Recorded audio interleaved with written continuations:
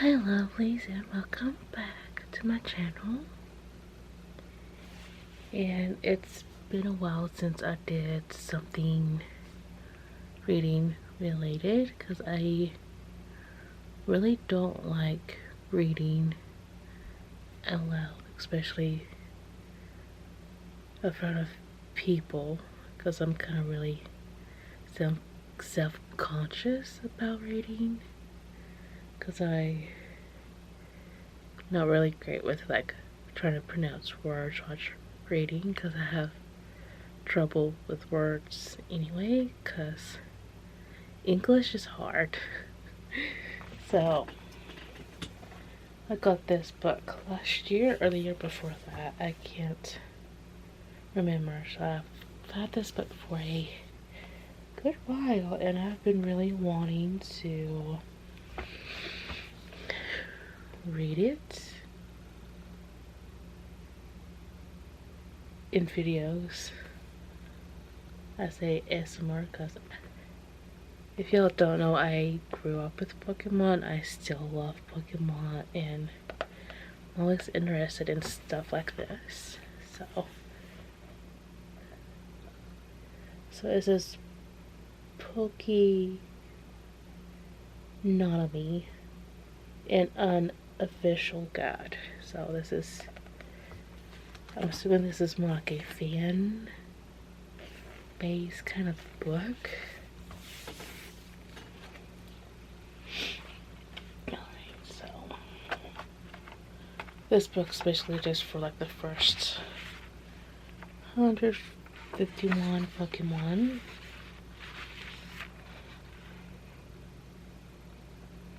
So it's not an unofficial guide to the science of Pokemon. So if you love science and you love Pokemon and you have a great imagination, this is actually a great book for you.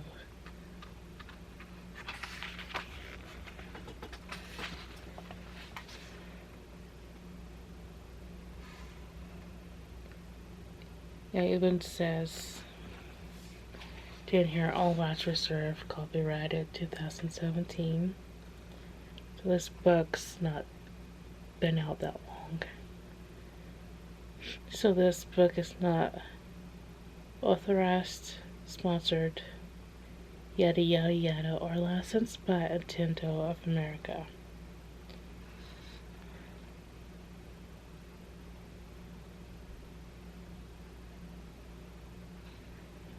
So I'm not sure how he went about with making this book, unless he had permission, because I know like Nintendo and Disney, stuff like that's like really strict on their licensing stuff.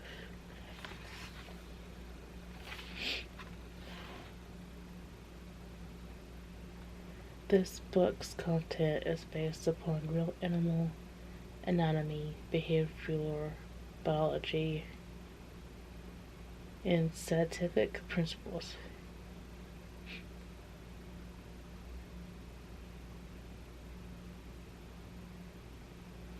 So a lot of these Pokemon are based on real life animals.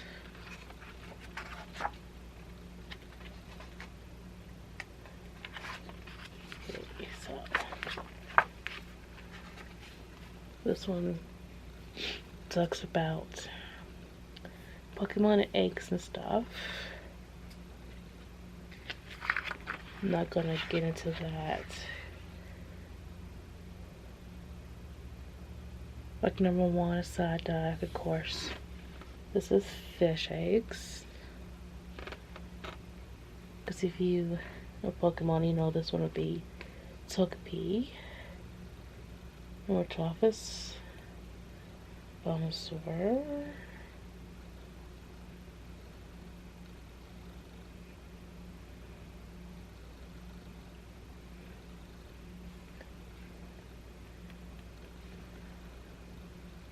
I was just looking at the bottom. Number 6 is Pikachu.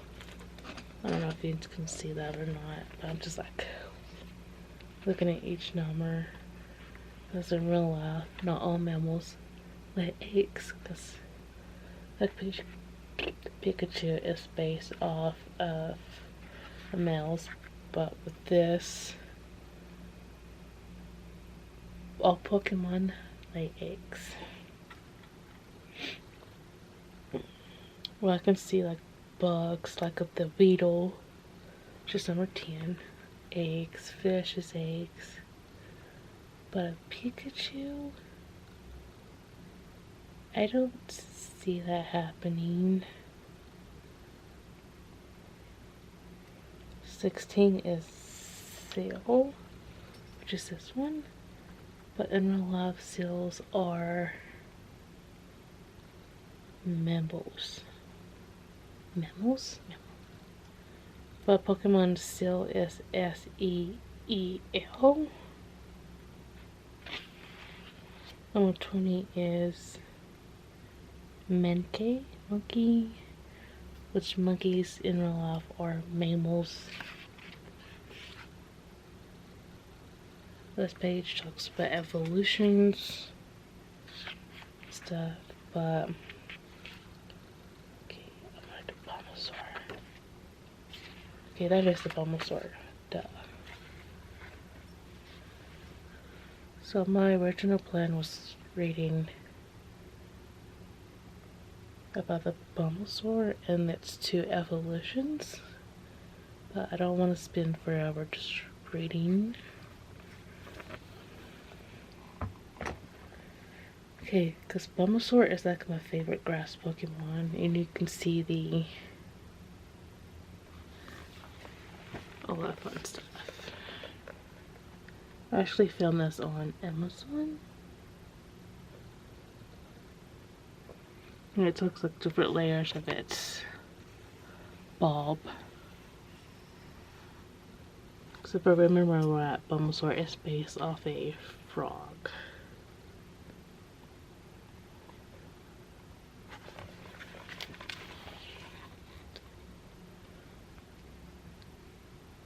Alright.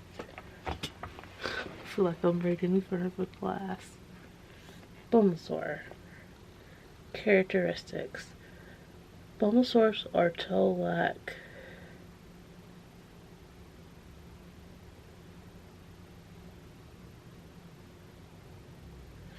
See, I'm having a brain fart. I'm gonna say that word wrong, but they're tail-like. And they're plants on their backs from birth. Both organisms have evolved to depend totally on their other for survival and mutually beneficial relationship. So the thing on their back is kind of intertwined, because you can see it in this picture. Probably not going to see it well on the camera. It's kind of intertwined, so they kind of survive off of each other, I guess. So the plant is linked to the nervous system, kind of like its host. So it gets other water nutrients from whatever it eats. Kind of like when the mother carries his baby, it's got that little cord hook to the baby and it gets all its nutrients and stuff.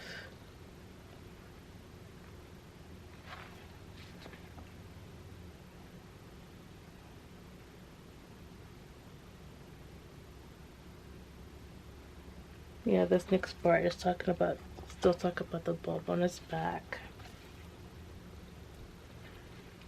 So I'm not gonna get into all that because I'm not really good with like, the big words I'm not used to seeing. Because if I'm learning it by myself, I will like Google search it. It's like, oh, okay, that's what it means. Okay, we're gonna talk about the behavior. Bulbasaurs are solitary creatures. I'm about to say sociable creatures. But it says they really socialize with others. of their species and are territorial in the wild. Maybe that's why I like Bulbasaurs. Oh, socialize much. There is no account of a Bulbasaur surviving past infancy without its parasite.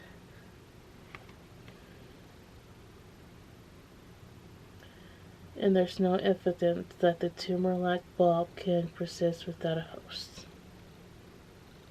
It's funny how they call that bulb on its back a parasite. As it grows, the plant on Bulbasaur's back begins to engage more deeply with the host nervous system. Eventually, it begins taking on a greater share of the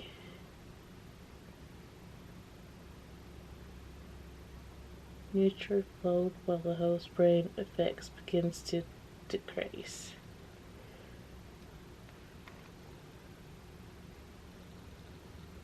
And it'll eventually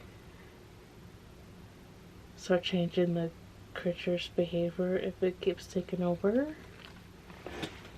The size of the Venusaur is half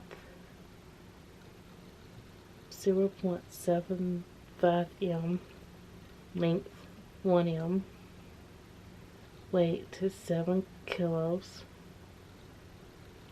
fine length 5 m.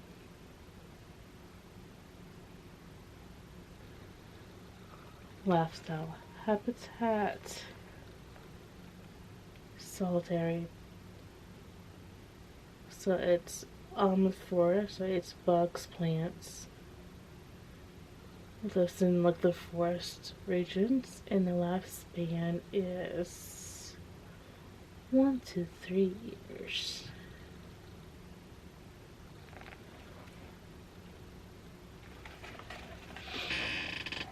Alright, so the next one is Ivysaur.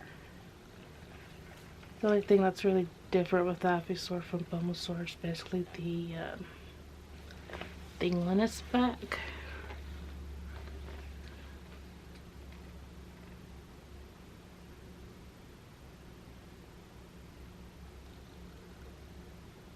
Ivysaur and Bulbasaurs are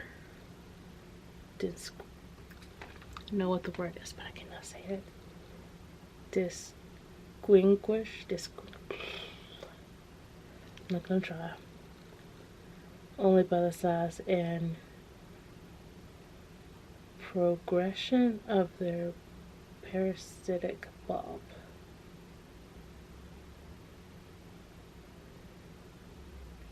The Pokemon host remains relatively unchanged after evolution, as the plant requires the most energy for its transformation.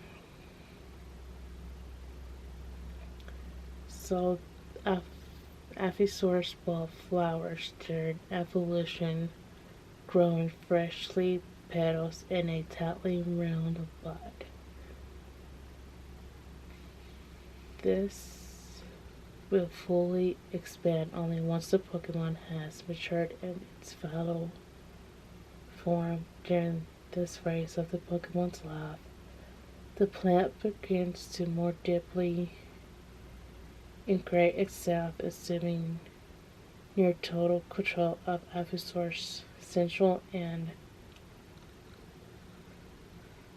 especially its main nervous system, suppressing its host ability to control its own body. Poor thing.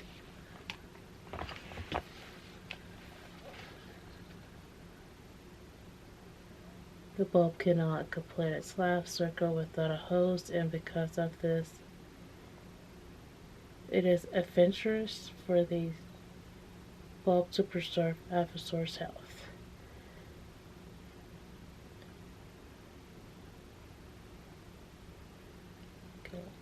Behavior in the dark, heavily forest regions where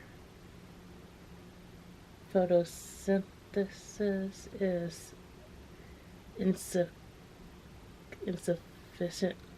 insufficient.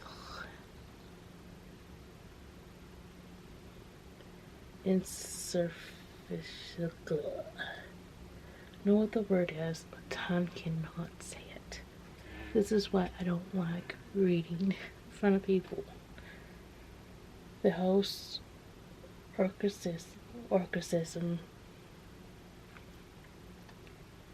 can hunt for insect Pokemon prey to support the needs of the bulb.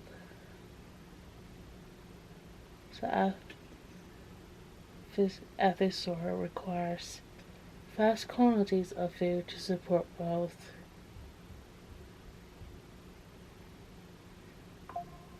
complement organisms to help feed their growing host. The bulb petals gives off a pungent odor that attracts hungry beetle bell sprouts. Using muscular fangs, Ivysaurs see small Pokemon and are even known to snatch Pidgey out of the air.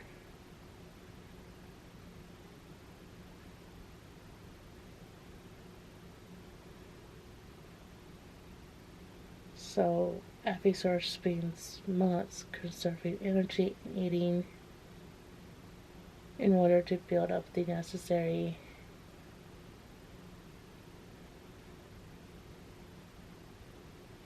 whatever it needs to, I guess, evolve. So Ivysaur is a bit bigger than Bulbasaur. Height 1.25 m. Length 1.15 m. Weight 13 kilos. Fine length 10 m. So its habitat lifestyle is solitary. It is still a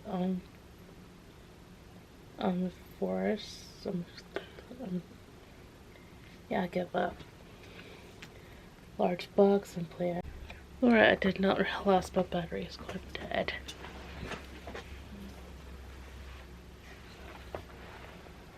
Alright, so its habitat is foresty regions, and the lifespan for this is 3 to 7 years.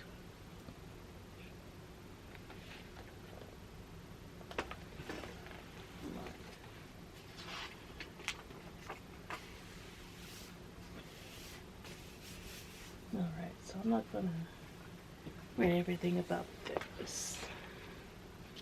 So this is the last stage, or evolution, is what they call it, of Venusaur. It says Venusaurs are the final stage of Bulbasaur's life cycle. It represents one of the most deeply integrated symbiotic relationships in natural world. Down their evolutions from Ivysaur, the seed core extends into all of the host's crucial body systems, piercing the brain and completely submission the host organism's will. This alters the Pokemon behavior and transitions them into a more sustainable lifestyle.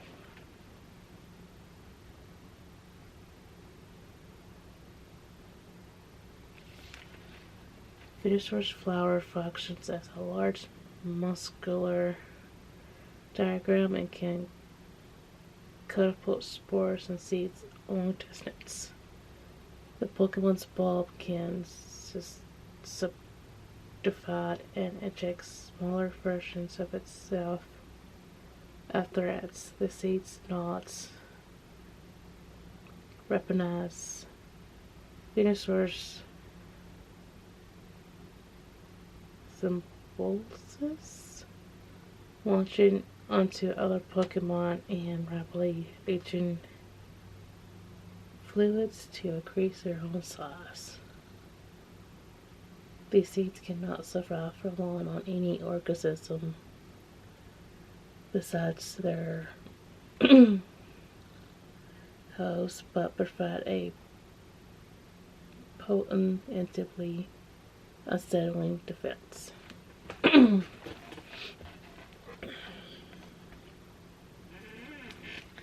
So Venusaur lay the most eggs during this Pokemon's lifespan. Before breeding, the seed core extends a specialized vine onto the host's reproductive system, binding each developing egg with a small symbiotic seed. Long before the egg hatches, the seed will begin integrating with its new host.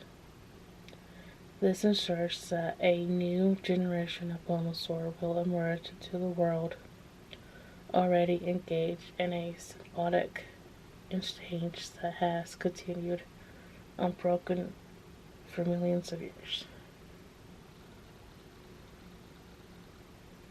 So the height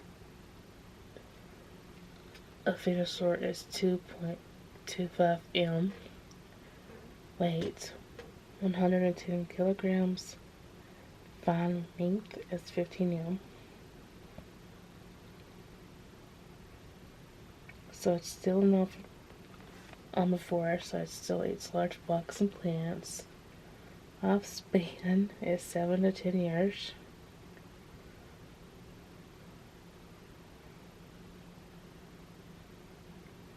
So the final stage of most Pokemon, especially if there's 3 stages, I'll talk about the breeding part. I don't really want to get into that in case YouTube wants to monetize that, but I'll pause here and let you read. If you want to read, you can pause it for a minute. Here's a better look at Venusaur. I do apologize that my reading is horrible, and I know it.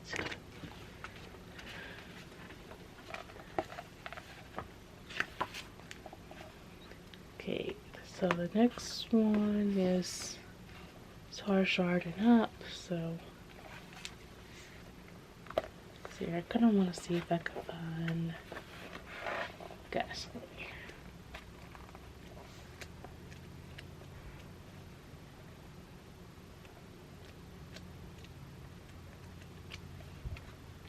How will it help if come on, I've seen Hunter.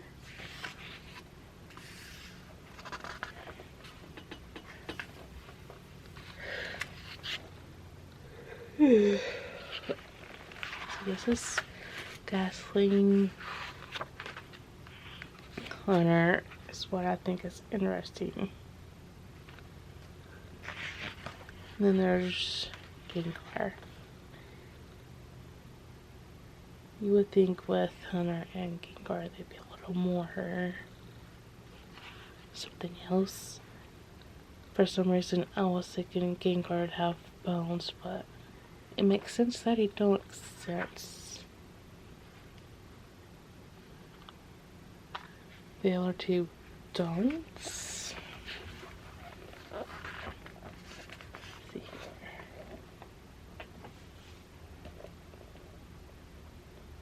Yeah, Ghastlies are a bacterial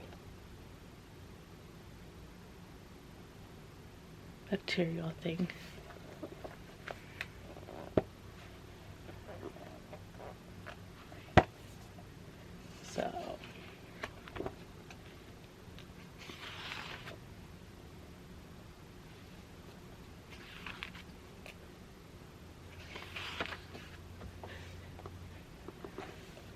So this is Mewtwo, and an interesting thing about this diagram is that he's got 2 brains, one in his head and one in his tail.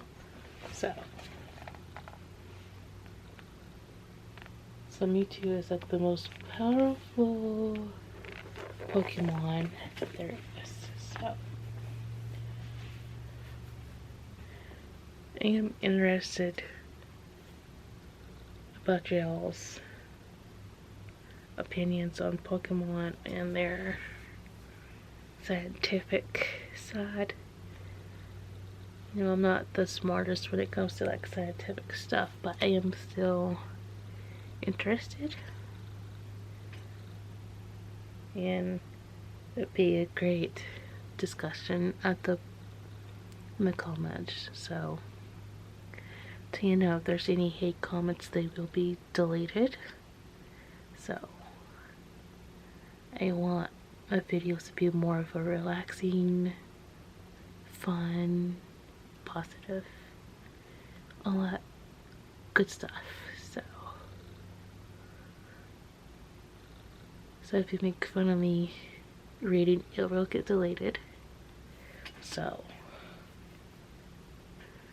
if you're gonna make fun of me, at least do it to yourself. So I will see you all later. Bye, lovelies.